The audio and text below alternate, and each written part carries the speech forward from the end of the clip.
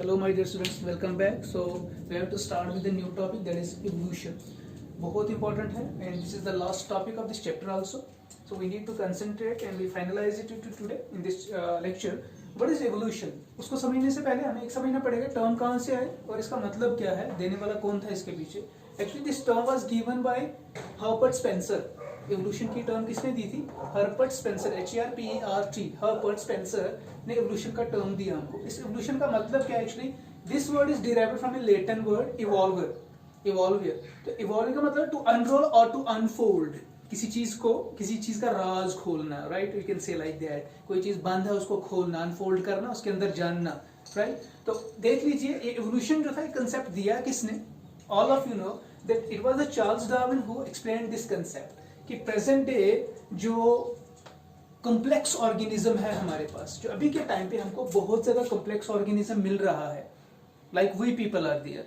ठीक, तो ये कहाँ से आए? बोलते हैं कि भाई ये ऐसा नहीं था, ठीक है ना. डेफिनेटली इसके पीछे कोई बैकग्राउंड है जहां से ये आया है. तो वो बैकग्राउंड जो वो यूज कर रहा है, बोल रहा है कि भाई प्रीवियस सिंपलर फॉर्म्स है वो, प्रीवियस सिंपल फॉर्म. तो प्रीवियस सिंपल फॉर्म का मैं आपको यूं यहां पर बता दूंगा कि कोई भी आपने 9th के अंदर होपफुली पढ़ा है चैप्टर, दैट इज सेल.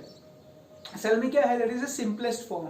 और उसके अंदर डिफरेंट चीजें, बैक्टीरिया का आना, यूनिसेल्युलर, मल्टी, दो भी चीजें हैं, मैं भी बताऊंगा. अब इस जितना भी इसने ये कंसेप्ट दिया that present day complex organism is actually originated और came from some previous simpler form, and this was explained by Charles Darwin briefly as that he gave a name at descent with modification. descent with modification, descent क्या होता है? किसी के बाद कोई आने वाला, राइट? आप ऐसा समझ सकते हैं कि वारिस, पीछे आने वाला कोई. तो वारिस जो हम लोग हैं, हम किस चीज के वारिस हैं और क्यों हमारे अंदर मॉडिफिकेशन हुई, क्या क्या मॉडिफिकेशन हुई हैं, उन चीज के बारे में हमें ये चार्ल्स डार्विन ने कुछ कंसेप्ट्स यहाँ पर दिए हुए हैं. सो डिसेंट विद मॉडिफिकेशन, ये जो मॉडिफिकेशन है ये इंटरेक्शन ऑफ जीन्स की वजह से, एनवायरमेंटल कंडीशन की वजह से, म्यूटेशन की वजह से, जितने भी चीजें हमने पीछे पढ़ी उनकी वजह से ये सब का सब कंसेप्ट हमें समझ आ जाएगा बहुत आसानी से, जो पीछे हमने ऑलरेडी टर्म्स पढ़ी हुई. तो चार्ल्स डार्विन ने जब ये चीज हमको बताई, इसका मतलब इसने क्या बताया कि there is a biological evolution और organic evolution has happened over the years as far as this complex organism is concerned.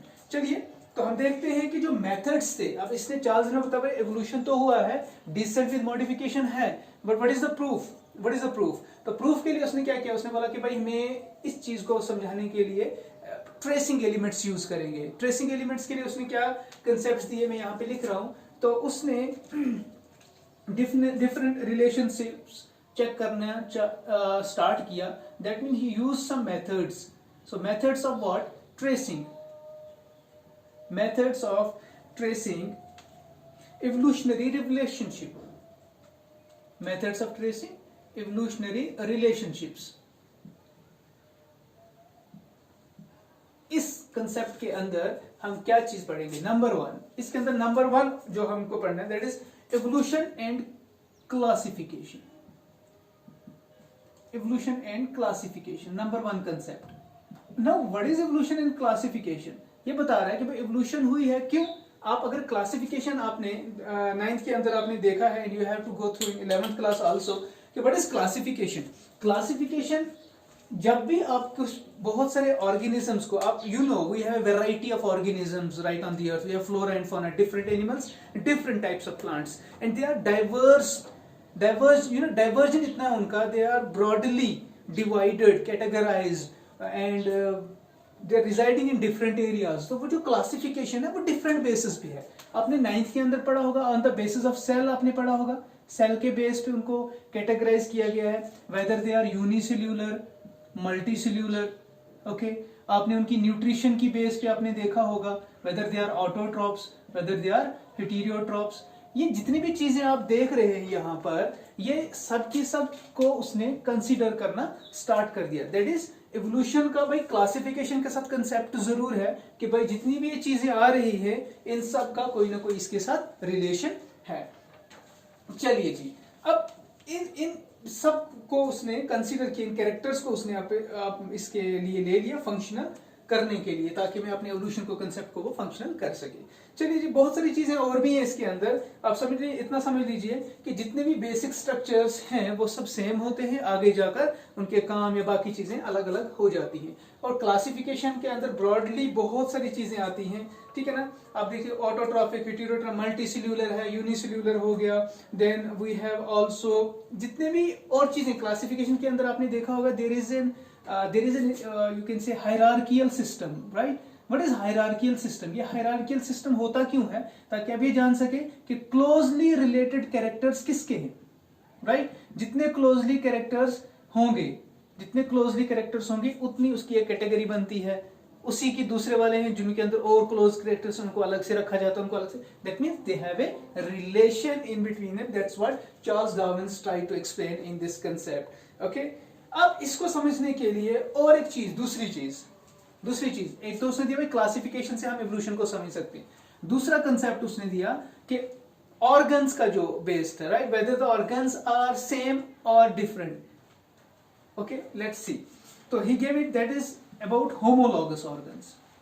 The concept was homologous organs. ठीक, मैं इनको एक्सप्लेन करूंगा अभी।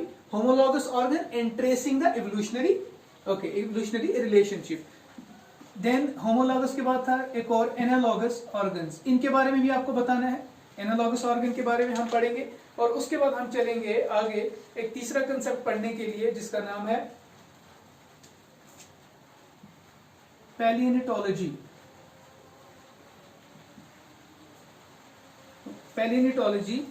और इवोल्यूशनरी रिलेशनशिप। इन सब के साथ इवोल्यूशनरी रिलेशनशिप आप ऐड करेंगे। Homologous organ, evolutionary relationship, analogous organ, evolutionary relationship, palaeontology and evolutionary relationship. इन सबको हमने अलग अलग करके पढ़ना है। पैलिनेटोलॉजी में हमें सब आ जाएगा, रॉक्स का, ज्योग्राफिकल एरिया, जितनी भी चीजें होंगी उन सबको इसके बारे में हम पढ़ेंगे। आगे के लेक्चर में आपको, आगे की वीडियो में आपको आएगा इन सब की डिटेल कि कैसे कैसे उसने हमको ये चीजें एक्सप्लेन की। Okay, all the best.